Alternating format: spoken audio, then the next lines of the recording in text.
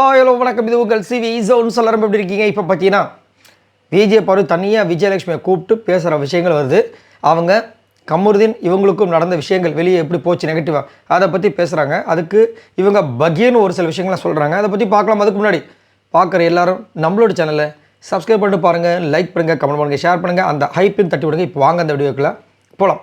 So Parvati பற்றி எல்லாரை பற்றியும் விஜயலட்சுமி சொல்லிவிட்டு அதுக்கப்புறம் கிச்சன் பக்கம் போகிறாங்க. இவங்க போயிட்டு எல்லாம் ஓகேவா, அவுட் சைடு இன்சைடு எல்லாமே எப்படி போயிட்டுருக்கு, லைஃப் எப்படி போயிட்டுருக்கு அப்படின்போது எல்லாம் ஓகே தான் அப்படின்றாங்க. அதுக்கப்புறம் கேட்குறாங்க ஸோ கால் அதெல்லாம் எப்படி போயிட்டுருக்கு அதை பற்றி எதாவதுனா அவங்க ஒரே வார்த்தை சொல்கிறாங்க, நீங்கள் எல்லாம் தெரிஞ்சு தானே பண்ணீங்க, எனக்கு தெரிஞ்சு உங்களுக்கு என்ன நீங்கள் பண்ணீங்கன்ற விஷயங்கள் தெரியும், அப்புறம் எதுக்கு நீங்கள் யோசிக்கிறீங்க, உங்களுக்கு தெரிஞ்சு தானே பண்ணீங்க, விட்டுருங்க அப்படின்ற மாதிரி சொல்கிறாங்க.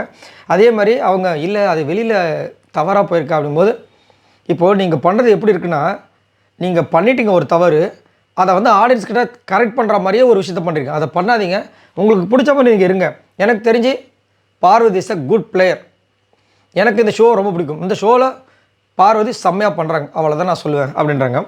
அதுக்கப்புறம் வந்துட்டு இவங்க வந்து சொல்கிறாங்க, இல்லை ஆக்சுவலாக எங்கள் ரெண்டு பேருக்கும் இருக்க எமோஷன்ஸ் வந்துட்டு ட்ரூ தான், அது எப்படி வெளியே போகுது அதுதான் உங்களுக்கு, நீங்கள் ட்ரூவாக தானே இருக்கீங்க, கேம் மாதிரி தோணுதா, கேம் மாதிரி தோறலாம், எதுக்காக நீங்கள் ஃபைனாக போகிறேன் திரும்ப கேட்குறீங்க, உங்களுக்கு பிடிச்சிருக்குன்னு விட்டுருங்க அப்படின்னு. இல்லை நான் எதுக்காக சொல்கிறேன்னா, எங்கள் ஃபேமிலி வந்துட்டு ஆர்த்தடாக்ஸ் ஃபேமிலி, அந்த வார்த்தையை வேறு அப்பப்போ விட்டுறாங்க.